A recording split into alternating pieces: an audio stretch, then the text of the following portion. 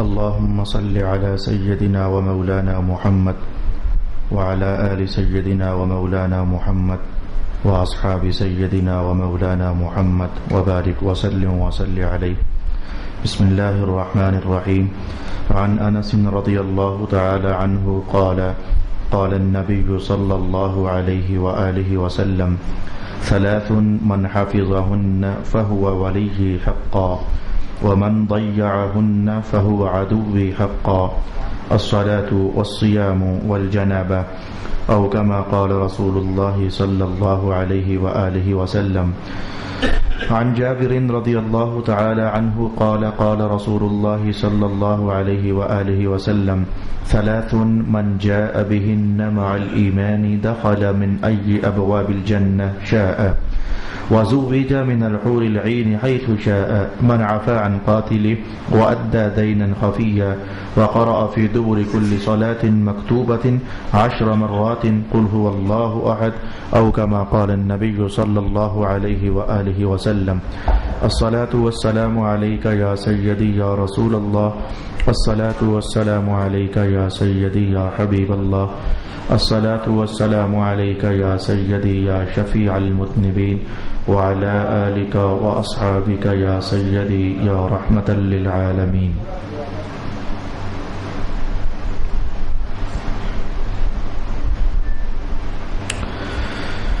قابل صد عز و اکرام لائق صد تکریم مجلس میں تشریف فرما سادات علماء کرام ثنا خوانان مہمانان گرامی، آپ لوگوں نے قرآن حکیم کی تلاوت مہینہ بھر سماعت کی، اللہ تعالیٰ قبول فرمائے اور قاری محمد انعام صاحب کے سوز و گداز میں ان کی آواز میں مزید رس اور برکتیں پیدا فرمائے. آج کی نشست کے لیے جمعۃ المبارک میں شروع کیا ہوا عنوان، جو کہ کوئی عنوان نہیں تھا، بس عنوان یہ تھا کہ رسول پاک علیہ الصلوۃ والسلام کی کثرت کے ساتھ احادیث شریفہ تک رسائی ہم حاصل کرنے کی کوشش کریں. اس سلسلے میں میں نے ابھی آپ کے لیے 2 متن شریف تلاوت کیے ہیں. ہر متن میں 3 باتیں ارشاد ہوئیں اور اگلے متن میں پھر 3 باتیں ارشاد ہوئیں. متن کل 2 میں نے آپ کے لیے تلاوت کیے اور ان میں کل پیغامات جو ہیں وہ 6 میں نے آپ کے لیے تلاوت کر دیے. حدیث نمبر 10,775 کا ترجمہ آپ کی خدمت میں بیان کرنا چاہوں گا. رسول پاک علیہ الصلوۃ والسلام نے ارشاد فرمایا کہ 3 کام ایسے ہیں جو بندہ ان تینوں کاموں کی حفاظت کرے گا فہو ولی حقا، وہ میرا پکا دوست ہوگا. بہت بڑی جزا ہے. میں کہوں گا کہ جنت سے بھی بڑی جزا ہے کہ رسول اللہ علیہ السلام کسی کو اپنی دوستی میں رکھ لیں. بہت بڑی جزا ہے. اس بات کو خیال سے کہیں گزار لیا جائے تو اللہ کی بہت بڑی عطا ہے کہ حضور فرمایا کہ یہ میرا پکا دوست ہے. بھائی اس بات کو حضور نے ان 3 کاموں سے پہلے سرنامے کے طور پر ارشاد فرما دیا کہ دوستی لگانی ہے تو لگاؤ، اور جس نے ان تینوں باتوں کو اور تینوں کاموں کو ضائع کر دیا نا، جملہ جب خطرناک ہے، فہو عدوی حقا، وہ میرا پکا دشمن ہے. اللہ اکبر. رسول اللہ کا دوست یقیناً اللہ کا دوست ہے. یہ تو رسول اللہ علیہ السلام نے کئی بار ارشاد فرمایا، یعنی کئی بار ارشاد کیا ان ایسی حدیثوں میں، جیسے کہ جس نے حسین سے پیار کیا میرے ساتھ پیار کیا، جس نے میرے ساتھ پیار کیا اللہ سے پیار کیا. یعنی یہ سلسلہ جو رسول اللہ تک پہنچتا ہے تو پھر جاننا چاہیے وہ صرف رسول اللہ تک نہیں پہنچتا بلکہ وہ اللہ رب العالمین تک پہنچتا ہے.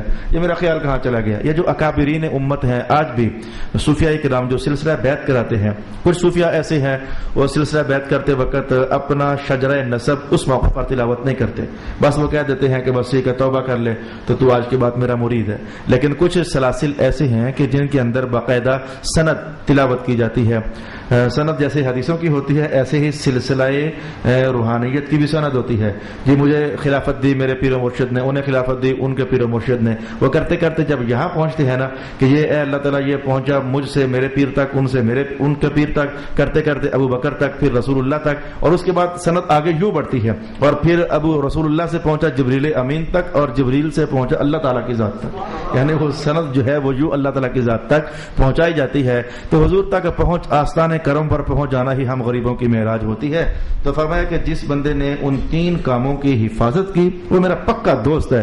یہ جملہ ایسا ہے کہ میں اگر یوں کہوں نا خلاف عادت کہ بلا ہاتھ کھڑا کر کے بتاؤ کون دوست بننا چاہتا ہے، تو یقین جانو ہر بندے کا ہاتھ کھڑا ہو جائے گا، ہر بندے کا ہاتھ کھڑا ہو جائے گا کہ میں دوست بننا چاہتا ہوں رسول اللہ علیہ السلام کا. میں نے روکے رکھا اور وہ بات بتانے لگا ہوں، دھیان کے ساتھ سن لیں. ہے کہ الصلاۃ والصیام والجنابۃ، جس بندے نے ہمیشہ نماز کی حفاظت کی وہ میں محمد کا پکا دوست ہے. نمازی بندہ رسول اللہ کا دوست ہے. اور جس نے روزوں کی حفاظت کی وہ میرا پکا دوست ہے. اور جس نے جنابت کی حفاظت کی، جنابت کی حفاظت کا معنی یہ ہوتا ہے کہ کچھ لوگ ان پر غسل لازم ہو جائے نا، وہ عادی گناہگار ہوتے ہیں، انہیں پرواہ نہیں ہوتی، ایک گناہ کے بعد اگلا، اس کے بعد اگلا، اس کے بعد اگلا، طہارت، نہانا دھونا، وہ کتنا ٹائم بھی گزر جاتا ہے اور کتنا زمانہ بھی گزر جاتا ہے. یہ زمانہ گزرنے کی کہانیاں بھی ہیں. یہ جو جادوگر لوگ ہوتے ہیں یہ جان بوجھ کر انہیں پلید رہنا پڑتا ہے اور انہیں غسل واجب ہونے کے باوجود گندا رہنا پڑتا ہے، تو شیطان خوش ہوتا ہے، تو ان کے پاس طاقت آتی ہے. شیطانی قوت حاصل کرنے کے لیے ان جادوگروں کو شیطان کو راضی کرنا پڑتا ہے. تو جس کو راضی کرو گے ادھر سے قوت آتی ہے. تو میں کہوں گا اگر یہ جادوگر اپنے شیطان کو راضی کرنے کے لیے اور قوت پانے کے لیے اور جادوگر بننے کے لیے پلید رہ سکتے ہیں، تو مسلمان دوستو آپ رسول اللہ کی محبت حاصل کرنے کے لیے پاک نہیں رہ سکتے ہو؟ یعنی جنابت طاری ہو تو بس پھر آپ کوشش کریں کہ نماز کا وقت آنے سے پہلے ضرور غسل کر لیں. ایک مومن بندے کو فکر ہوتی ہے نا کہ میں نے نماز پڑھنی ہے. جب نماز پڑھنی ہے تو ظاہر ہے کہ نماز تو بغیر طہارت کے ہو نہیں سکتی ہے. اسے پھر فکر ہوتی ہے کہ نماز کا ٹائم ہو رہا ہے، میں جلدی جلدی سے پھر طہارت حاصل کر لوں، میں نے فوراً غسل کر لو. یہ نہیں کہا، کیونکہ اس میں حضور پاک علیہ السلام نے دونوں طرح کی سنت چھوڑی ہے. ایک صحابی دوسرے سے پوچھتے ہیں کہ بتاؤ جنابت طاری ہونے پر رات کو فوراً غسل کرنا چاہیے یا کہ صبح کرنا چاہیے؟ وہ کہنے لگے کہ معاملہ سہل ہے، حضور نے ایسا بھی کیا کہ آپ پر جب جنابت کا حکم طاری ہوا تو آپ نے فوراً بھی غسل کیا، اور آپ پر جب جنابت کا حکم طاری ہوا تو آپ نے صبح بھی غسل کیا. اس لیے رسول اللہ نے اس میں معاملہ سہل رکھا. اس لیے میں نے بات وہ ترجمہ کرتے ہوئے میں نے وہ پہلو اختیار کیا کہ نماز کا وقت آنے سے پہلے پہلے طہارت کر لے، کیونکہ نماز کے لیے تو طہارت کا ہونا ضروری ہے. ایک حدیث کا متن ہم نے سن لیا، الفاظ چونکہ بڑے لذیذ تھے میں ایک بار پھر تلاوت کرنے لگا ہوں. رسول اللہ نے فرمایا کہ جس نے نماز کی حفاظت کی وہ میرا پکا دوست ہے. تو جو رسول اللہ کا دوست ہے وہ اللہ کا دوست ہے. اور جس نے روزے کی حفاظت کی وہ میرا صرف دوست نہیں کہا، حق کا تاکید لائی، وہ پکا دوست ہے، وہ میرا پکا دوست ہے. اور جس نے جنابت کی حفاظت کی وہ میرا پکا دوست ہے. اہل سنت یہاں رک کر کے تھوڑی دیر کے لیے کہنا چاہوں گا کہ دوستی کو عربی میں کہتے ہیں ولایت. اب میں عربی کے متن، وہ پکا ولی ہے جو نماز پڑھتا ہے، وہ پکا ولی ہے میرا جو کہ روزے رکھتا ہے. تو جو بے نماز ہو نا، بے نماز، وہ ولی تو کیا آپ خود سوچیں پھر کن کو آپ ہاتھوں میں ہاتھ دے لیتے ہو. بعض اوقات نہ وہ نمازی ہوتا ہے، نہ وہ روزہ رکھنے والا ہوتا ہے، نہ وہ شریعت پر عمل کرنے والا ہوتا ہے، تو آپ جا کر ان کو اپنے پیران طریقت تسلیم کر لیتے ہو. وہ شریعت کے خلاف الٹا بولتا رہتا ہے اور آپ کہتے ہو نہیں جی اسی میں کوئی حکمت ہوتی ہے. نادان مت بنو، یہ شریعت کے خلاف چلنے والے لوگوں کے بول میں کک حکمت نہیں ہوتی. ساری حکمت اور دانائی اللہ نے رسول اللہ کے اقوال میں رکھی ہوئی ہے. بس یہی فیصلہ ایمان کا ہے، یہی فیصلہ مذہب کا ہے، اور یہی فیصلہ اللہ رب العالمین کا ہے. پڑھ دیتا ہوں تلاوت کرتے ہوئے قرآن پاک کے الفاظ. ارشاد گرامی ہوا لقد من الله على المؤمنين اذ بعث فيهم رسولا من انفسهم يتلو عليهم آياته ويزكيهم ويعلمهم الكتاب والحكمة. رسول اللہ کی ذات وہ ہے کہ جنہیں اللہ نے اتنی حکمت عطا فرمائی کہ جو اللہ نے انہیں دی، رسول اللہ وہ حکمت تمہیں سکھا رہے ہیں. تو حضور کے اقوال اور احادیث شریفہ قرآن کے بیان کے مطابق یہی عین حکمت ہے. تو لہذا حکمت اور دانائی ان جھوٹے لوگوں کے اقوال میں نہیں ہوتی ہے اور گندے کردار میں نہیں ہوتی ہے. حکمت اور دانائی کا مرجع اور مرکز اور محور اور سرچشمہ اللہ رب العالمین نے رسول اللہ کی ذات کو بنایا ہوا ہے. حدیث نمبر 10,773 آپ کے لیے تلاوت کر چکا، اس کا ترجمہ سماعت کرتے ہیں. رسول اللہ علیہ السلام نے فرمایا کہ میرے حضور کے بیان کے کیا انداز ہوتے. کبھی ایسا ہوتا کہ حضور کام پہلے بیان کرتے اور جزا بعد میں بیان کرتے، اور کبھی ایسا ہوتا کہ جزا پہلے بیان کر دیتے اور لوگوں کی توجہ جمتی، بھائی کمال جزا ہے، توجہ جب جمتی نا تو اسی توجہ کی جمنے میں رسول اللہ حولے سے وہ اپنا پیغام ارشاد فرما دیتے. اب جیسے کہ یہ بیان ہے جو میں حدیث اب پڑھنے لگا ہوں، فرمایا کہ 3 لوگ ایسے ہیں.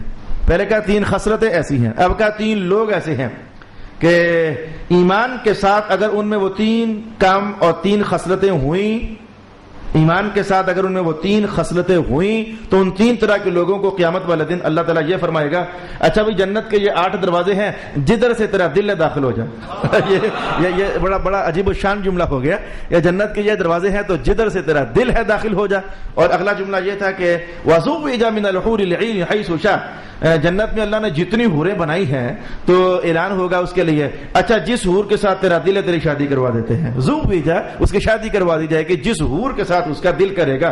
اب یہ بڑی عجیب و شان بات نہ ہو گئی کہ پہلے فرمایا کہ جس دروازے سے دل ہے داخل ہو جا, کوئی روک ٹوک کرنے والا نہیں ہے. اور حالانکہ جنت کے دروازوں کی شان رسول اللہ علیہ السلام نے یوں فرمائی کہ دروازے ہیں نا جی, تو نماز کا دروازہ الگ ہے, ادھر سے نمازیوں کو آواز دی جائے گی.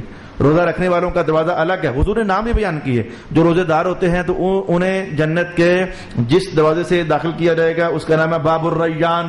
رسول اللہ علیہ وسلم نام بھی بعض اوقات بیان کر دیے کرتے تھے باب الریان. تو روزے داروں کو ادھر سے بلایا جائے گا, صدقہ دینے والوں کو ادھر سے بلایا جائے گا. تو حضور نے نام ارشاد فرمائے, لیکن یہ کمال درجے کی باتیں ہیں. جب حضور نے وہ نام بیان کیے اور یہ چیزیں بیان کی نا, تو اس دن سوال کیا تھا حضرت ابو بکر صدیق رضی اللہ تعالی عنہ نے, کہا حضور ویسے پوچھنے کی ضرورت تو نہیں ہے, مقصد تو یہی ہے کہ جنت میں داخل ہو جاؤ, لیکن کیا کوئی ایسا بھی ہوگا کہ جسے ہر دروازے سے آواز آئے گی کہ تو ادھر سے آ جا. اگلے فرشتے کہیں گے نہیں تو ادھر سے آ جا, اگلے فرشتے کہیں گے نہیں تو ادھر سے آ جا. یعنی ہر فرشتے یہ چاہیں گے, ہر دروازوں پر کھڑے ہونے والے یہ چاہیں گے کہ یہ جو بندہ ہے نا یہ ادھر ہی سے آئے. وہ کہیں گے نہیں ہماری طرف سے آئے, وہ کہیں گے نہیں ہماری طرف سے آئے. حضور کو ایسا بھی ہوگا, بڑا عجیب شان سوال تھا. حضور کو ایسا بھی ہوگا تو رسول اللہ علیہ السلام نے فرمایا کہ ابو بکر جو ایسے ہوں گے نا ہے جیسے تو انہی میں سے ایک. اللہ پاک تجھے بھی جنت کے ہر دروازے سے آواز دلا دے گا, ہے تو انہی میں سے ایک کہ جن کو اللہ نے یہ مقام دیا ہے. مانا یہ تھا کہ صرف ابو بکر نہیں تھے, عمر بھی ادھر ہی تھے, عثمان بھی ادھر ہی تھے, علی المرتضیٰ بھی ادھر ہی تھے, حسن اور حسین بھی ادھر ہی تھے. یہ بڑے بڑے جلیل القدر حضور کے غلام صحابہ ادھر ہی تھے. تو ان کو ہر دروازے سے چاہت کے ساتھ فرشتے کہیں گے کہ دیکھ ہماری ڈیوٹی ادھر, تو ادھر سے آ جائے گا, تو ادھر سے آ جائے گا. تو کہا کہ وہ جنت کے جس دروازے سے چاہے داخل ہو جائے اور جس حور پر ہاتھ رکھے اللہ اس کی شادی اس کے ساتھ کروا دے گا. بھائی وہ 3 کام یا 3 بندے ہیں کون سے؟ کام بڑے ڈاڈے ہیں, مشکل کام ہے. اگر اللہ توفیق نصیب کر دے تو مشکل نہیں ہے. میں کہوں گا جتنا بھی ڈاڈا کام ہے میرے حضور نے کر کے بتایا ہے, نہ بتایا ہو کر کے تو پھر ہم کہیں کہ ہمیں تو فرما دیا لیکن خود نہیں کیا. ایسے کام صرف 1-2 ہی ہیں جو حضور نے ہمیں تو فرمایا کہ کرو لیکن خود نہیں کیے. ان میں سے سر فہرست زکوٰۃ ہے. زکات دو, خود کبھی نہیں دی, اور نہ دینے کی وجہ صاف ظاہر تھی کہ زکات دینے کے لیے شرط ہے کہ مال پورا سال بندے کے پاس رہے.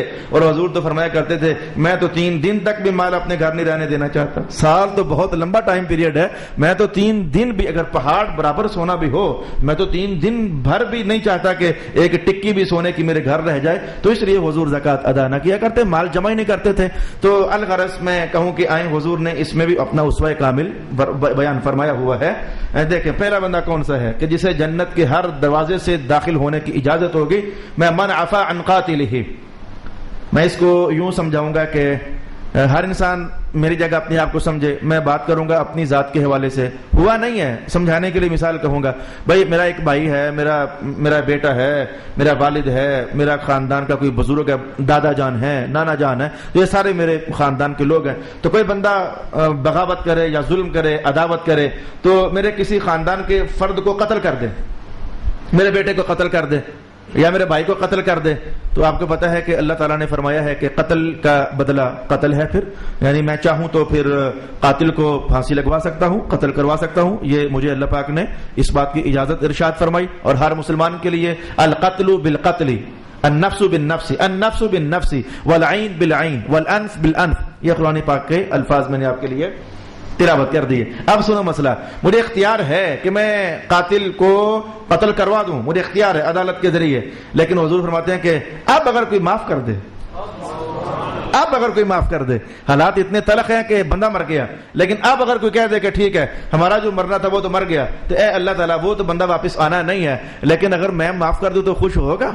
حضور فرماتے ہیں اللہ اتنا خوش ہوگا, اتنا خوش ہوگا, قیامت والا دن تجھے کہہ دیا جائے گا یہ جنت کے سارے دروازے کھلے ہیں, جدھر سے دل داخل ہو جائے. یعنی یہ بندہ. اب میرا خیال ہے ترجمہ آپ کو سمجھنا آسان ہو جائے گا. فرمایا کہ من عفا عن قاتلہ, جس نے اپنے قاتل کو معاف کر دیا. علماء بیٹھے ہوئے ہیں, یہ اپنے قاتل کو معاف کرنے کا معنی یہ نہیں ہے کہ جس نے مجھے قتل کیا تو میں نے اسے معاف کر دیا، اپنے قاتل کو معاف کر دیا، یہ تو ہو نہیں سکتا نا. یعنی اپنے خاندان کے بندے کو قتل کرنے پر میں نے اسے معاف کر دیا. جو ولی القصاص ہوتا ہے اس نے قاتل کو معاف کر دیا. وہ متن کا ترجمہ ذرا مشکل ہے، اس لیے میں نے آپ کو لمبی کہانی گھما کر بتائی. اچھا یہ بات تو بڑی مشکل ہے، یا مشکل نہیں تو قلیل الوقوع ہے. یہ قتل کوئی اب ہر گھر میں تھوڑا گھسے ہوئے ہیں کہ ہم یہ کمائی کر سکیں. اچھا اگلی بات رسول اللہ علیہ السلام نے اس سے نرم درجے میں ارشاد فرما دی جو لوگوں کے لیے زیادہ اپروچیبل ہو. اگلی بات وہ تھی، میں اب آپ کے سامنے وہ بتاتا ہوں. اس کی مثال میں ترجمہ کروں گا تو ترجمے کے اندر وہ کمال درجے میں مفہوم بیان نہیں ہو پائے گا. میں یہاں بھی تصویر بیان کروں گا تاکہ تصویر بیان کرنے کے بعد جب میں ترجمہ کہوں گا پھر آپ کے لیے بات کا سمجھنا آسان ہو جائے گا. یہ میرے دوست ہیں ظاہر صاحب. چلیں انہوں نے کسی غریب آدمی ہے بیچارے، تو انہوں نے کسی کا 1500 روپیہ قرضہ دینا ہے، نہیں دے سک رہے. ویسے غریب نہیں ہے، مثال تیار کر رہا ہوں تو اللہ ان کو اور برکت دے. تو یہ انہوں نے 1500 روپیہ کسی کا قرضہ دینا ہے، غریب آدمی ہے نہیں دے سک رہے. مہینہ گزر گیا، 2 مہینے گزر گئے، اور پرے بیٹھے ہوئے سید اخلاق شاہ صاحب انہیں پتا چل گیا کہ یار یہ ہمارا مسلمان بھائی ہے، قرضہ کوئی اتنا خاص ہے نہیں ہے، 1500 روپیہ قرضہ ہے تو یہ دے بھی نہیں سک رہے. اور آئے دن اگلا بندہ آ کر کے جناب دروازہ کھٹکھٹاتا ہے اور چل یار مجھے اللہ نے دیا ہوا ہے میں دے دیتا ہوں، ان کی خلاصی کروا دیتا ہوں. انہوں نے بتایا نا ظاہر صاحب کو کہ جناب آپ کا قرضہ میں دینے جا رہا ہوں، بتایا نا. وہ چپ کر کے گئے اس کے پاس، دکاندار کے پاس، اور یار کتنے پیسے لینے ہیں جی 1500 روپے. یار یہ 1500 روپے لے لی، آج کے بعد اس بندے کو تنگ نہ کرنا. خاموشی سے قرضہ اس کا چکا دیا. اب یہ تصویر آپ کے سامنے بنی نا. اب ترجمہ سنیں. حضور فرماتے ہیں کہ جس نے کسی کا قرضہ ہولے سے جا کر چکا دیا، ادا دینا خفیہ، جس نے دین کسی کا دے دیا لیکن خفیہ طور پر، خفیہ طور پر اسے پتہ بھی نہ چلنے دیا، تو یہ اللہ اس پر اتنا خوش ہوتا ہے، اس پر اتنا خوش ہوتا ہے، فرماتا ہے کہ چل تو جنت کے جس دروازے سے چاہتا ہے داخل ہو جا. او کما قال النبی صلی اللہ علیہ وسلم. یہ قرضہ بڑی اہم ترین چیز ہے، اتنی اہم ترین چیز کہ آپ کو پتہ ہے اس صحابی کی کہانی جب فوت ہوئے تو رسول پاک علیہ السلام نے ایک ہی سوال کیا تھا، اس نے کسی کا دینا تو نہیں ہے. یاد ہے وہ حدیث کے الفاظ، اس نے کسی کا قرضہ تو نہیں دینا. تو یہ قرضوں کا دینا یعنی آپ کو سمجھ آ رہی ہے نا کہ یہ حسابوں کو مشکل میں ڈال سکتا ہے. تو جس نے کسی کا قرضہ وہ چکا دیا، وہ پھر اس دن ایک صحابی نے کہا، حضور نے کہا اچھا میں پھر اس کا جنازہ نہیں پڑھتا، اگر اس نے کسی کا قرضہ دینا ہے نا میں نہیں پڑھتا پھر. تو ایک صحابی نے کہا حضور اس کا قرضہ میں دے دیتا ہوں. تو رسول پاک علیہ السلام نے فرمایا چلو ٹھیک ہے پھر میں اس کا جنازہ پڑھ دیتا ہوں. تو یہ قرضوں کے چکانے اور نہ چکانے پر رسول اللہ علیہ السلام کی توجہ کا کسی فیصلے تک پہنچ جانا، یہ دیکھو آپ کے سامنے حدیث کے الفاظ میں نے آپ کے لیے تلاوت کر دی ہے.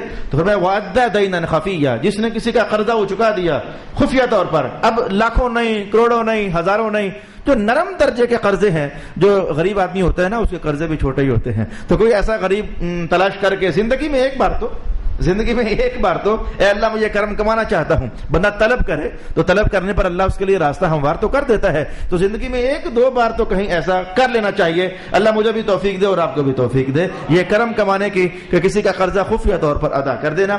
تیسری بات ایسی کہوں کہ سٹیپ بائی سٹیپ حضور پاک علیہ السلام معاملہ نرم فرما رہے تھے. پہلے کہا اپنے قاتل کو معاف کر دینا، یہ تو بہت دور کا عنوان تھا. پھر کہا اچھا کسی کا قرضہ اتار دینا، تو غربت پاکستان میں تو بڑی چھائی ہوئی ہے نا، تو یہ ذرا زیادہ اپروچیبل ہو گیا. اب کہ حضور نے ایسی کلام میں دل ربائی ڈالی کہ ہر بندہ چاہے تو ایسا کر سکتا ہے. اب جو بات میں کہنے والا ہوں یہ قرضہ بھی تو ہر بندہ نہیں چکا سکتا. اب جو بات میں کہنے والا ہوں حضور نے ایسی انداز میں ارشاد فرمائی کہ ہر بندہ کر سکتا ہے. میں تلاوت کرتا ہوں. فرمایا کہ وَقَرَأَ فِي دُبُرِ كُلِّ صَلَاةٍ مَكْتُوبَةٍ 10 مرات قُلْ هُوَ اللَّهُ أَحَدٌ. ہر فرض نماز پڑھنے کے بعد جو بندہ ہر فرض نماز پڑھنے کے بعد 10 مرتبہ تلاوت کرے قل هو اللہ احد اللہ الصمد لم یلد ولم یولد ولم یکن له کفوا احد. جو ہر مرتبہ ہر نماز فرض پڑھنے کے بعد 10 مرتبہ بیٹھے بیٹھے نہیں، چلے آتے جاتے اتنا ٹائم تو مل جاتا ہے، مسجد سے گھر تک، مسجد سے دکان تک اتنا ٹائم مل جاتا ہے، آتے جاتے چلیں 10 مرتبہ تلاوت کرتا ہے نا، اللہ اتنا خوش ہوتا ہے اور اتنا خوش ہوتا ہے کہ قیامت کو اعلان ہوگا چل تو نے نماز پڑھ کر بھی مجھے بھولا نہیں ہے نا، میری توحید کو بیان کیا ہے نا، اور اور 10 مرتبہ بیان کیا ہے جنت کے جس دروازے سے تیرا دل ہے تو داخل ہو جا، آئے تجھے کوئی روکنے والا نہیں ہے۔ میرا خیال ہے یہ بات جو تیسری ہے یہ تو ہر بندے کے لیے عمل کرنا اس میں آسانی پیدا ہو گئی، لیکن سننا بھی آسان ہے، اور اس کے بعد عمل کی راہ پر مستقیم ہو جانا یہ اللہ کا بڑا خاص فضل ہوتا ہے۔ یہاں سے لگے ہاتھوں میں ایک بار پھر اہل سنت کو اشارہ دینا چاہوں گا۔ ایک بار میں نے ایک اور حدیث پڑھا کر کے آپ کو اشارہ دیا تھا، اور آج میں یہ حدیث جب کہ تلاوت کر چکا پھر اشارہ دینا چاہوں گا۔ یہ ایک وظیفہ ہے، یہ ایک وظیفہ ہے کہ جو بندہ چاہے کہ جنت کے جس دروازے سے داخل ہو جاؤں، یہ ایک وظیفہ ہے۔ ہر نماز پڑھنے کے بعد 10 مرتبہ سورت اخلاص شریف کی تلاوت کر لینا، لیکن یہ جو وظیفہ ہے، وظیفہ کامیاب کب ہوتا ہے، وظیفہ نتیجہ خیز کب بنتا ہے، وظیفہ منزل رسا کب ہوتا ہے، وظیفہ کرنے کا ڈھنگ کیا ہے، یہ ان سارے باتوں کا اور جملوں کا جواب یہ ہے جبکہ وظیفہ نماز کے بعد کیا جائے۔ بات سمجھ آئیے، وظیفہ صرف وظیفہ کرنا یہ نتیجہ خیز نہیں ہے، نماز کے بعد وظیفہ کرنا یہ نتیجہ خیز ہوتا ہے۔ میں آپ کو اس بات کی طرف اشارہ لے جانا چاہتا ہوں۔ کتنے لوگ ایسے ہیں وہ رزق کے ہاتھوں تنگ ہیں، پریشانی ہے، کاروبار ان کا بند ہے، تو وہ ڈائریکٹ آ کر وظیفہ پوچھتے ہیں۔ میں کہتا ہوں بھائی وظیفہ ہے تو صحیح، لیکن طریقہ اس کا ذرا مشکل ہے۔ کہتا نہیں بتائیں۔ یہ جرمن کی ایک خاتون نے مجھے فون کیا، کہنے لگے جی میرے ہسبینڈ کا رزق بڑا پریشان ہے، تو وہ جدھر جاتے ہیں کامیاب نہیں ہوتے، تو کوئی آپ پڑھنے کے لیے بتائیں۔ میں نے کہا بہن بتا تو دوں، لیکن جو طریقہ ہے اس پر تیرے ہسبینڈ پورے اتریں گے؟ کہنے لگے کیا طریقہ ہے؟ میں نے کہا طریقہ یہ ہے کہ جو وظیفہ یہ بتاؤں گا وہ نماز پڑھ کے تو پھر پڑھنا پڑے گا۔ کہنے کہ وہ نماز تو نہیں پڑھتے۔ تو پھر کہ میں نے کہا مجھ سے وظیفہ مت لو آپ، وظیفہ جس مقصد کے لیے تلاوت کیا جائے وہ مقصد تب پورا ہوتا ہے جبکہ وظیفہ نماز کے بعد پڑھا جائے، یعنی نماز پڑھنے والا بندہ اس وظیفے کو پڑھے تو پھر مقاصد پورے ہوتے ہیں، وگرنہ صرف ثواب ہوتا ہے۔ ثواب ہونا اور شے ہے، اور مقصد کا پورا ہو جانا یہ ہمیں اور چیز ہوتی ہے۔ تو میں نے یہاں سے لگے ہاتھوں آپ کو یہ سبق بھی بتانا چاہا، تو فرمایا کہ اللہ پاک اسے فرمائے گا کہ جنت کے جس دروازے سے تیرا دل ہے تو داخل ہو جا۔ 2 حدیثیں ہم نے تلاوت کر لی، ان میں 6 احکام ہم نے سماعت کر لیے، اور ان کو سمجھنے کے لیے 5-6 حدیثیں ہم نے اور تلاوت کر لی۔ اس لیے تو میں یہ جامع مسانید ہاتھ کھول کر بیٹھتا ہوں رمضان کی آخری 10 راتوں میں کہ اس معنی مجھے بھی وہ سینکڑوں احادیث تلاوت کرنے کا شرف اللہ تعالیٰ عطا فرما دیتا ہے۔ اب جس حدیث کے الفاظ پڑھنا چاہتا ہوں اس کا عنوان بھی بڑا خوبصورت ہے۔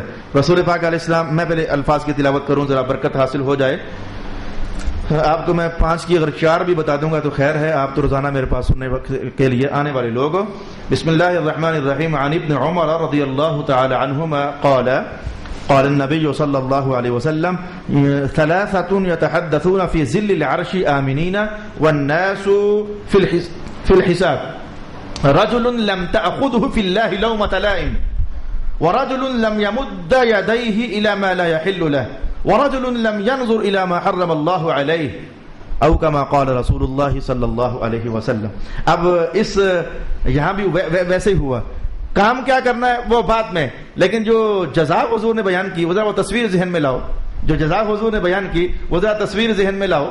بعض اوقات ہمارے پنجاب میں کوئی ہنگامہ ہو جائے نا، تو کسی بندے کو ہنگامے کا پتہ نہ ہو تو وہ 2-3-4 مل کر گپے شپے لگا رہے ہوں، تو کوئی آنے والا ایک دم سے آتا ہے، اور یار تو سے گپا لا رہے ہو، ادھر پتہ نہیں کیا ہو گیا نے، یعنی وہ یہ دونوں چیزیں ہیں، تو ادھر گپے لگا رہا ہے اور ادھر تیرے گھر میں کیا ہو گیا ہے، یعنی توجہ بندے کی انوالو کرائی جاتی ہے۔ یہ تصویر آپ کے سامنے آئی کہ بہت کچھ عجیب و غریب ہو چکا، لیکن کچھ لوگ ہوتے ہیں وہ گپے لگا رہے ہوتے ہیں، انہیں پتہ ہی نہیں ہوتا یا انہیں پرواہ نہیں ہوتی ہے۔ یہ تصویر تھوڑی سی اپنے ماحول کے ذہن میں رکھیں۔ اب حدیث کا ترجمہ سنیں۔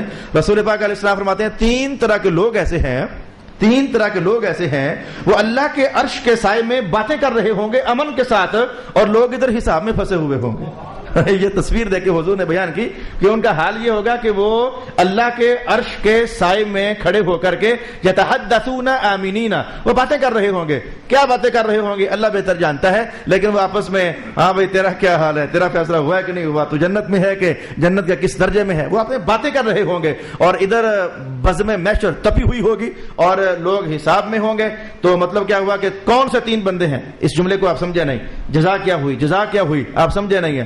لوگ حساب میں ہوں گے اور یہ امن میں ہوں گے۔ مانا تھا کہ ان کا حساب نہیں ہوگا، لوگوں کا حساب چل جو رہا ہے، اور حضور نے حساب کے عنوان سے انہیں خارج کیا کہ ان کا حساب چل رہا ہوگا، اور یہ جناب میں ذرا کھلا سا ترجمہ کروں، آرام سے گپے لگا رہے ہوں گے۔ یتحدثون آمنین، اس کا ہماری پنجابی میں ترجمہ یہی بنتا ہے، لوگوں کو حساب کی پڑی ہوگی اور یہ آرام سے گپے لگا رہے ہوں گے، یعنی یہ حساب سے فارغ۔ بندے کون سے ہیں، ہوا کیا ہے، ان کا کام کیا ہے، اچھا ان میں سے پہلا بندہ وہ ہے وہ محراب نشین ہے. آپ بھی بن سکتے ہو لیکن ٹائٹل زیادہ تعلق رکھتا ہے محراب نشین کے ساتھ. میں رجل لم تأخذه فی اللہ لومۃ لائم، ایسا بندہ جو اللہ کا حکم بیان کرے تو لوگ مخالف ہو جاتے ہیں، لوگ ملامت کرتے ہیں، لوگ اس کے خلاف باتیں کرتے ہیں، تو وہ کہتا ہے کہ تم میرے خلاف بولتے ہو تو بولتے رہو، میں اللہ کا حکم بیان کرنا نہیں چھوڑ سکتا. وہ لوگوں کے ڈر سے اللہ کا حکم بیان کرنا چھوڑ دے، وہ نہیں، وہ ایسا کرتا ہی نہیں ہے. لوگ غصے ہوتے ہیں تو ہو جائیں، لڑتے ہیں تو لڑ جائیں، ناراض ہوتے ہیں تو ہو جائیں. اسے لوگوں کی ناراضگی کی پرواہ نہیں ہوتی، لوگوں کے برا کہنے کی پرواہ نہیں ہوتی، لوگوں کے ملامت کرنے کی پرواہ نہیں ہوتی. بس وہ کہتا ہے کہ اللہ کا حکم یہ ہے، رسول اللہ کا حکم یہ ہے. ناراض ہوتے ہو تو ناراض ہو جاؤ، خوش ہوتے ہو تو خوش ہو جاؤ. وہ لوگوں سے کہ جو میرے خلاف بولیں گے نہیں ڈرتا، وہ اللہ کا حکم اور رسول اللہ کا حکم ببانگے دوہل بیان کر دیتا ہے. حضور فرماتے ہیں کہ بس اس کا مقام یہ ہے کہ عرش کے نیچے یہ بڑے مزے سے گپے لگا رہا ہوگا، لوگوں کو حساب کی فکر پڑی ہوئی ہوگی. اور میں یہ حدیث ہمارے دورہ حدیث کے اندر بھی ہے، یہ جو متن میں نے آپ کے لیے تلاوت کیا یہ ہمارے دورہ حدیث کی کتابوں کے اندر بھی پڑھا جاتا ہے اور پڑھایا جاتا ہے. جب پڑھ رہے تھے نا تو کئی بار دل میں خیال آیا کہ یار اللہ کا حکم بیان کرنے پر کون ناراض ہوتا ہوگا. کئی بار خیال آیا کہ اللہ کا حکم سب مسلمانوں کا سانجا ہے، رسول اللہ کا حکم سب مسلمانوں کا سانجا ہے، تو ایک خطیب بیان کرے تو لوگ ناراض ہو جائیں، یا ایک مسلمان بھائی دوسرے کو بیان کرے تو دوسرا ناراض ہو رہے. یار یہ کہاں ہوتا ہوگا؟ یعنی اس طرح کا ایک اچنبا سا بن کر خیال ذہن میں آتا. لیکن جب عملی دنیا میں باقاعدہ اترا ہونا تو یقین جانو کہ معاملات بڑے خراب ہیں. اور خرابی یہ ہے، آپ کو میں تحمل مزاجی کے ساتھ ٹھنڈے ٹھنڈے الفاظ میں سناؤں. اللہ تعالیٰ نے ہر انسان کی زندگی میں کوئی پاکیزہ سا بندہ اتارا ہوا ہے. یعنی وہ سمجھتا ہے کہ وہ پاکیزہ بندہ ہے. یعنی کسی کو کسی عالم سے پیار ہے، کسی کو بڑے لیڈر سے پیار ہے، علماء کی دنیا ہی میں کسی کو کسی خانقاہ نشین سے پیار ہے، کسی کو کسی پیر طریقت سے پیار ہے. اب یہ جو علماء ہیں یہ بھی آپ کو پتہ ہے سارے برابر تو نہیں ہیں، اچھے برے انہی میں ہوتے ہیں. یہ میرا بیان نہیں ہے کہ اچھے برے انہی صفوں میں ہوتے ہیں، میں اس پر آپ کے لیے حدیث تلاوت کرتا ہوں. رسول اللہ علیہ السلام فرماتے ہیں کہ آج جمعۃ المبارک کو میں نے ایک حدیث بتائی تھی آپ کو کہ معلم الخیر، جو خیر کا معلم ہوتا ہے اس کی بڑی شان ہوتی ہے. یعنی ایک جو استاد ہوتا ہے جو یا آپ کو حدیث بیان کرنے والا ہوتا ہے اس کی تو اتنی شان کہ حضور پاک نے ایک موقع پر فرمایا کہ وہ تیرا باپ لگتا ہے. یہ حدیث کے الفاظ ہیں. بندے کے تین باپ ہوتے ہیں، ایک باپ وہ جو ہوتا ہے، اور ایک باپ وہ جو استاد ہوتا ہے، اور ایک باپ وہ جس کی بیٹی شادی کے بعد تیرے گھر آ جائے، وہ جو سسر ہوتا ہے وہ بھی تیرا باپ ہوتا ہے. تو معلم الخیر، استاد کو حضور نے بڑا مقام دیا. تو یہ حدیث میں نے آج دن کو آپ کو بتائی. تو میں نے کہا کہ ہر انسان کی زندگی میں اچھا بات، علماء برابر نہیں ہوتے، اوپر نیچے، کوئی عالم خیر ہوتا ہے، کوئی عالم شر ہوتا ہے. اس لیے حدیث کے الفاظ میں قید لگی ہے. حضور نے صرف یہ نہ کہا معلم، کہا معلم الخیر. حدیث کا متن جو دوپہر کو میں نے آپ کو بتایا وہاں معلم کی شان حضور نے بیان نہ کی، کہا معلم الخیر، جو خیر کا معلم ہے اس کا یہ مقام ہے. معلم شر بھی ہوتے ہیں، ہوتے علماء ہیں لیکن شر بیان کرتے ہیں. اس کے لیے میں کون سا متن آپ کے لیے تلاوت کرنا چاہوں گا، سنو گے تو ڈر جاؤ گے. آپ کیا ڈرو گے؟ علماء کو ڈرنا چاہیے. بسم اللہ الرحمن الرحیم. قال النبی صلی اللہ علیہ وآلہ وسلم ان تحت ادیم السماء ان شر الخلائق تحت ادیم السماء العلماء تظہر منہم الفتن وتعود الیہم او کما قال رسول اللہ صلی اللہ علیہ وسلم. فرمایا کہ اس آسمان کے نیچے، مانا یہ تھا کہ پوری دنیا میں، یہ انداز تھا حضور کا، اس آسمان کے نیچے مطلب کہ پوری دنیا میں اس آسمان کے نیچے سب سے گندی مخلوق علماء کی ہوگی. ایک ایسا زمانہ آنے والا ہے، حضور فرما رہے تھے کہ ان شر الخلائق، تمام مخلوقات میں گندی ترین مخلوق علماء کی ہوگی. حضور اس کی وجہ کیا ہوگی؟ میں کہ ان سے فتنے برآمد ہوں گے، اور وہ فتنے اتنے شدید ہوں گے کہ کوئی انہیں کور نہیں کر سکے گا. اگر وہ فتنے ختم ہوں گے تو انہی کے اندر دوبارہ پلٹ کر آئیں گے تو یہی ختم کر پائیں گے. ایسے علماء جو فتنوں کو یوں جنم دیں کہ لوگوں کے بس کا روگ ہی نہ رہے انہیں ختم کرنا، تو ایسے علماء کے وجود سے فتنے نکلیں، دوبارہ انہی میں پلٹ کر ختم ہو جائیں، تو سمجھ رہے کہ علماء شر ہوتے ہیں. صرف شر نہیں، شر الخلائق بھی ہوتے ہیں. اب یہ فیصلہ نام لے کر کرنا یہ ایک خطیب کی ذمہ داری نہیں ہے کہ فلانا عالم معلم خیر ہے، فلانا عالم معلم شر ہے. یہ خطیب کی ذمہ داری نہیں ہے. یہ آپ خود آتے ہو، جاتے ہو، پڑھتے ہو، پڑھاتے ہو، مجالس اٹینڈ کرتے ہو، اور آپ مختلف حفلات میں پہنچتے ہو یہ آپ خود فیصلہ کریں کہ کدھر آپ کو شر نظر آتا ہے اور کدھر آپ کو خیر نظر آتی ہے. تو میں نے اب جو جدھر میں جا رہا ہوں وہ بات کیا تھی کہ ہر انسان کی زندگی میں کچھ اچھے لوگ جن کو وہ سمجھتا کہ اچھے ہیں وہ اچھے ہوتے ہیں. ان اچھوں میں علماء بھی ہوتے ہیں اور علماء ایک درجے کے نہیں، اچھے بھی ہیں برے بھی ہیں. ان اچھوں میں نام پیر کا بھی آتا ہے، پیروں کی دنیا میں بھی اچھے پیر بھی ہیں اور برے پیر بھی ہیں، سارے طرح کے لوگ ہوتے ہیں. اب جس حدیث کے جملے کو سمجھانے کی خاطر میں نے یہ کہانی چھیڑی کہ لوگوں کی زندگی میں ایک انسان ہوتا ہے وہ اسے اچھا سمجھتے ہیں، وہ عالم بھی ہو سکتا ہے، وہ پیر بھی ہو سکتا ہے، وہ رہنما بھی ہو سکتا ہے. مطلب کیا تھا؟ جب ایک محراب نشین کہتا ہے کہ رسول اللہ علیہ السلام نے یہ فرمایا تو جس کا تعلق رکھنے والا عالم برا ہے تو وہ کرتا کچھ اور ہوگا، قرآن کچھ اور کہتا ہوگا. جس کا پیر برا ہے تو معلم کچھ اور کہہ رہا ہوگا اور اس کے پیر کا کردار کچھ. مثلا ہم متعین کرتے ہیں جو پیر بے نماز ہے، اب قرآن کہے گا نماز پڑھو اور اس کا پیر بے نماز ہوگا. اب ایسے میں لوگوں کا رویہ کیا ہوتا ہے؟ لوگ کہتے ہیں لو جی ہمارے پیروں کا برا کہتا ہے. احکام شریعت کے سامنے کوئی پیر اگر نافرمانی کر رہا ہے رسول اللہ کی، یا کسی جماعت کا کوئی لیڈر ہے، مذہبی عالم ہے، مذہبی اسکالر ہے، اور وہ کسی حکم میں نافرمانی کر رہا ہے اور کسی چھوٹے عالم نے یا چھوٹے مسند نشین نے کوئی رسول اللہ کا حکم بیان کر دیا تو ان کے چاہنے والے اور ان کے چاہنے والے اور ان کے چاہنے والے، یہ لوگوں کے رویے میں نے پائے، اپنی زندگی میں پائے. ہر ایک کے چاہنے والے اس موقع پر ترجیح رسول اللہ کو نہیں دیتے، ترجیح اپنے لیڈر کو دیتے ہیں، ترجیح اپنے پیر کو دیتے ہیں، ترجیح اپنے اس مذہبی جماعت کے قائد کو دیتے ہیں. جناب وہ بڑا عالم ہے کہ تو بڑا عالم ہے، ہمارے پیر صاحب بڑے ہیں کہ تو بڑا ہے، ہمارا وہ جو لیڈر ہے وہ بڑا ہے یا تو بڑا ہے. میں کہتا ہوں کہ میں تو بڑا نہیں لیکن میرے رسول اللہ بہت بڑے ہیں. میں یہ کہتا ہوں کہ میرے رسول اللہ بہت بڑے ہیں. تمہارا پیر چھوٹا ہے، میرے رسول اللہ بڑے ہیں. تمہارا قائد چھوٹا ہے، میرے رسول اللہ بڑے ہیں. تمہارا وہ عالم جس سے تمہارا تعلق ہے اور وہ شریعت خلاف چل رہا ہے وہ چھوٹا ہے اور رسول اللہ علیہ السلام بڑے ہیں. جو سوال تم نے مجھ سے کیا میں تم سے کروں گا. تم نے کہا تو بڑا عالم ہے کہ وہ، تو بڑا ہے کہ وہ، میں پوچھتا ہوں وہ بڑا ہے کہ رسول؟ اب بتا، وہ بڑا ہے کہ رسول؟ رسول یوں کہیں وہ کچھ اور کرے. اب بتا تیرا ایمان کیا کہتا ہے کہ تو نے کلمہ اس مولوی کا پڑھا ہے کہ رسول اللہ کا پڑھا ہے؟ کلمہ اس پیر کا پڑھا ہے کہ رسول اللہ کا پڑھا ہے؟ اب جب عملی طور پر میں اس فیلڈ میں اترا تو میں نے پایا کہ کئی جماعتوں کے قائدین کے ماننے والے میرے خلاف ہو گئے. بولتے ہیں بولیں، مقصد نہیں ہے، ان کی بھی قیامت تیار میری بھی تیار. کتنے پیروں کے مرید میرے خلاف ہو گئے. بولتے ہیں تو بولے میاں، ان کا خلاف بولنے سے کیا ہے؟ وہ پیر کی سائڈ لیتے ہیں، میں رسول اللہ کی طرفداری کرتا ہوں. فیصلہ تو اللہ کے محفوظ ہو گیا نا.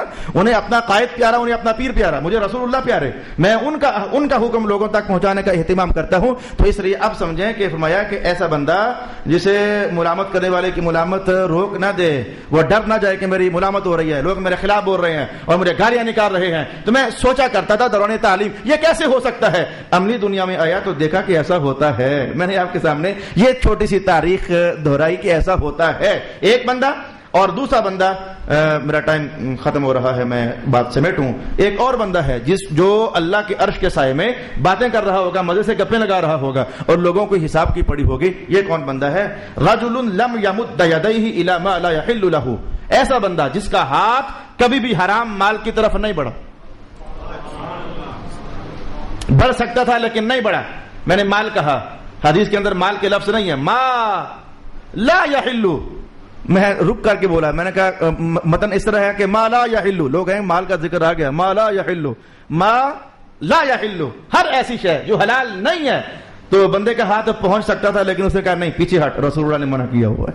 ہر ایسا بندہ جو کسی حرام تک اپنا ہاتھ پہنچا سکتا تھا لیکن اس نے کھینچ لیا. حضور اتنے خوش ہوئے تو میں کہ قیامت کو لوگوں کو حساب کی پڑی ہوگی تو اللہ کے عرش کے نیچے کھڑا ہو کر مزے سے گپے لگا رہا ہوگا. یتحدثون آمنین فی ظل العرش، اللہ کے عرش کے نیچے کھڑا ہو کر امن سے گپے لگا رہا ہوگا. اور تیسرا بندہ ورجل لم ينظر الی ما حرم اللہ علیہ، اور ایک ایسا بندہ کہ جس کی نظر کبھی وہاں تک نہیں پہنچی جو دیکھنا حرام، کبھی اس کی نظر وہاں تک نہیں پہنچی جس کا دیکھنا حرام. تو اللہ رب العالمین ایسے بندے کو بھی عرش کے نیچے مقام نصیب فرمائے گا. لوگ پریشانی کے عالم میں ہوں گے لیکن یہ بندہ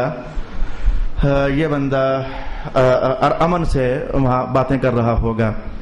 ایک ایسی حدیث ہے، میں بے قرار ہوں، اب ٹائم نکال لو تو سنا دوں. اس میں ایک دلچسپی ہے، میری وہ جو بندے سے تھوڑی کوئی طلب بنی ہوئی، ایک دلچسپی ہے. الفاظ ایسے تھے کہ بندے سمجھتے تھے کہ ایک ہی بات ہے لیکن بات ایک نہیں تھی. آپ سارے متفق طور پر حدیث سننا چاہتے ہو؟ جسے کہتے ہیں متفقون علیہ، سب اس پر اتفاق ہے. چلے میں ایک حدیث لمبا نہیں بس مختصر کہتا ہوں. اس حدیث کے الفاظ میں دلچسپی بڑی تھی، میں آپ کے سامنے لاتا ہوں. قال النبی صلی اللہ علیہ وسلم ثلاث من کن فیہ حرم علی النار وحرمت النار علیہ. بس اسی پر مجھے بحث کرنی ہے تھوڑی سی، وہ دلچسپی اسی جملے میں ہے. فرمایا تین بندے ایسے ہیں، تین خصلتیں ایسی ہیں جس بندے میں ہوئیں تو وہ بندہ دوزخ کی آگ پر حرام اور دوزخ کی آگ اس پر حرام. اس میں بڑی لطافت ہے، اس جملے کے اندر بڑی لطافت ہے. آپ سمجھے کہ ایک ہی بات ہے. جملہ سنیں پھر. تین خصلتیں ایسی ہیں کہ جس میں ہوں گی تو وہ بندہ دوزخ پر حرام، دوزخ اس پر حرام. یہ جملہ آپ نے سنا، پھر دوہرا، پھر سنیں. وہ دوزخ پر حرام اور دوزخ اس پر حرام. آپ نے کہا کہ نہیں یہ تو ایک ہی بات ہوئی. انسانی ذہن نے فوراً سوچا یہ تو ایک ہی بات ہوئی، وہ دوزخ پر حرام یا دوزخ اس پر حرام. اور کبھی کبھی میرے حضور ایسا کیا کرتے تھے، جیسے کہ ایک اور مقام پر ایک بندے کے بارے میں فرمایا کہ وہ بندہ دوزخ میں نہیں جائے گا، جنت میں جائے گا. اب یہ جملہ لوگ سمجھتے ہیں کہ ایک ہی بات ہے. جس نے روزے رکھے، یہ حدیث کے الفاظ، جس نے روزے رکھے وہ دوزخ میں نہیں جائے گا، جنت میں جائے گا. لگا کہ یہ ایک بات ہے، حالانکہ یہ ایک بات نہیں، یہ دو باتیں ہیں، یہ دو جزائیں ہیں. دو جزائیں ہیں تبھی تو حضور نے دو کر کے بیان کی نا، ایک ہوتی تو ایک ہی بیان کرتے. تو ایسے ہی میں اسے نہیں چھیڑتا، میں ایسے یہاں جملے پر آپ کے ذوق کو بیدار کرنا چاہتا ہوں، علمی ذوق کو بیدار کرنا چاہتا ہوں. حضور نے فرمایا کہ تین خصلتیں ایسی ہیں کہ جس میں ہوئی نا تو دوزخ اس پر، وہ دوزخ پر حرام اور دوزخ اس پر حرام. چلے میں اس کو پھر کھولتا ہوں کہ یہ کیا چیز ہے. بھائی دیکھیں، وہ بندہ دوزخ پر حرام، اس کا معنی یہ کہ وہ دوزخ میں نہیں جائے گا. ان میں پہلی خصلت ہے کون سی، ذرا سن لیں تاکہ میں اگلی بات کر سکوں. ایمان باللہ، جو بندہ اللہ پر پکا ایمان رکھتا ہے وہ دوزخ میں نہیں جائے گا.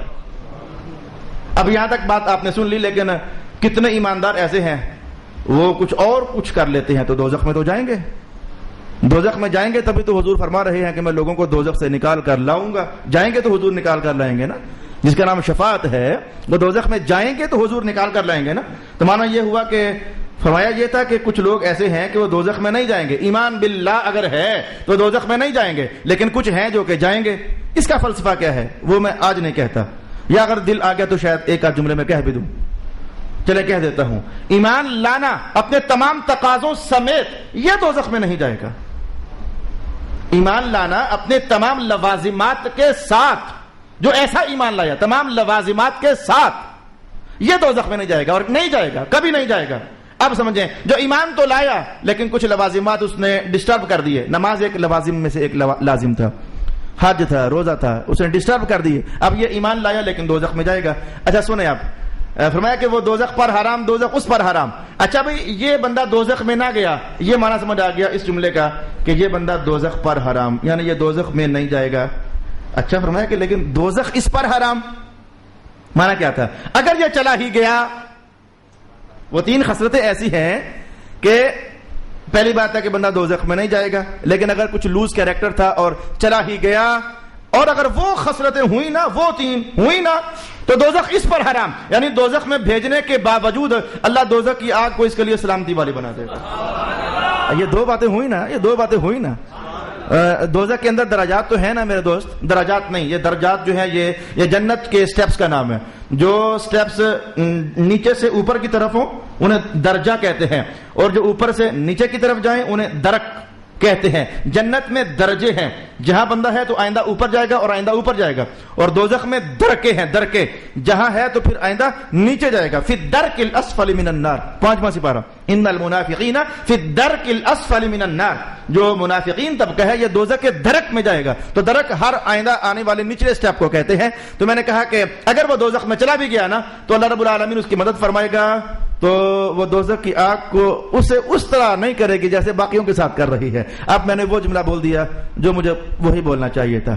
یہ سلامتی والی ہونا یہ تھوڑی دیر کے لیے میں نے بولا تھا تاکہ بات ذرا ذہن سے قریب ہو جائے، لیکن دوزخ کی آگ میں سلامتی کہاں. لیکن اس کو اب ہم یوں کنورٹ کریں گے کہ دوزخ اس پر حرام، یہ دوزخ پر حرام، یعنی یہ تین خصلتوں والا دوزخ میں نہیں جائے گا کیونکہ حرام ہے. اس کے لیے کہ یہ دوزخ میں جائے، اور اگر چلا گیا تو دوزخ اس پر حرام، یعنی دوزخ کی آگ کی تاثیر اللہ اس کے حق میں کچھ اور کر دے گا، اور کافروں کے حق میں جو تاثیر چل رہی ہے وہ تاثیر ذرا کوئی اور ہو جاتی ہے۔ اور اللہ کا شکر ہو گیا بر وقت مجھے حدیث کے الفاظ یاد آ گئے، یہ اچھا ہو گیا، میری بات ذرا قوی ہو جائے گی، وگرنہ میں شاید الجھ کر رہ جاتا۔ کتنے مومن لوگ ایسے ہیں، حضور فرماتے ہیں جب وہ دوزخ سے گزر رہے ہوں گے تو نیچے سے آگ چیخ کر کہے گی جلدی گزر جا، تیرے نور سے میرے آگ کے شعلے ٹھنڈے پڑ رہے ہیں۔ یہ حدیث کے الفاظ میں نے آپ کو سنائے ہوئے ہیں، جلدی سے گزر جا، تیرے نور سے میرے آگ کے شعلے ٹھنڈے پڑ رہے ہیں۔ کچھ اس طرح کا معنی ہے، کچھ اس طرح کا کہ دوزخ اس پر حرام کہ اگر چلا بھی گیا تو اللہ تعالیٰ دوزخ کی آگ کی تاثیر کو ذرا تبدیل فرما دے گا۔ کس حد تک تبدیل کرے گا یہ اللہ کا معاملہ ہے اور بندے کا معاملہ ہے۔ یہ تھی اس جملے کی ایک دلچسپی جو میں نے آپ کو سنائی۔ اب جلدی سے 3 خصلتیں کہتا ہوں اور پھر اگلی کاروائی شروع کرتے ہیں۔ ایک تو یہ ایمان باللہ، اللہ کے ساتھ کسی کو شریک نہ ٹھہرانا۔